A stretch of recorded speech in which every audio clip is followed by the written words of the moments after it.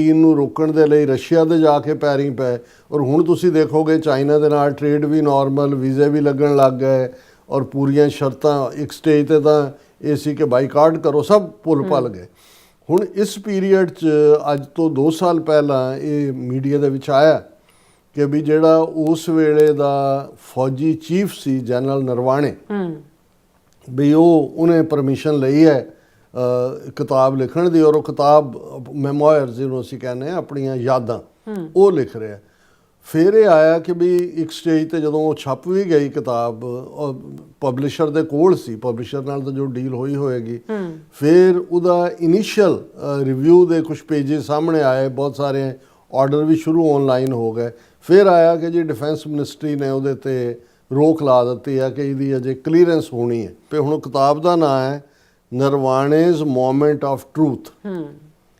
An army chief's unpublished memoir exposes how the Modi government spun the China border crisis. ਹੁਣ ਇਸ ਸਾਰੇ 'ਚ ਕਿਉਂ ਨਹੀਂ ਛਪਣ ਦੀ ਆਗਿਆ ਦਿੱਤੀ ਗਈ?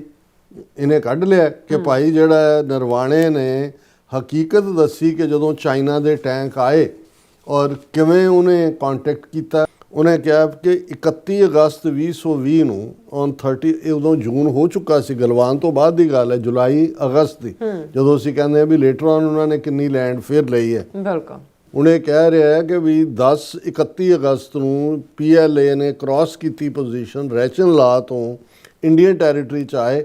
ਇਹਦੇ ਬਾਵਜੂਦ ਗਵਰਨਮੈਂਟ ਨੇ ਸਟੈਂਡ ਲਿਆ ਕਿ ਜੀ ਨਾ ਕੋਈ ਆਇਆ, ਨਾ ਕੋਈ ਘੁਸਾ, ਨਾ ਕੋਈ ਗਿਆ। ਉਹਨੇ ਅੱਜ ਇਹਨਾਂ ਚਾਰਾਂ ਦੇ ਜਿਨ੍ਹਾਂ ਦੇ ਨਾਂ ਦਿੱਤੇ ਨੇ, ਡੋਵਾਲ, ਬਿਪਨ ਰਾਵਤ ਔਰ ਰਾਜਨਾਥ ਸਿੰਘ ਔਰ S ਜੈਸ਼ੰਕਰ, ਇਹਨਾਂ ਨੂੰ ਕਿਹਾ, ਉਹਨਾਂ ਨੇ ਕਿਹਾ ਜੀ ਨੋ ਫਾਇਰ, ਕੋਈ ਫਾਇਰ ਨਹੀਂ ਕਰਨਾ।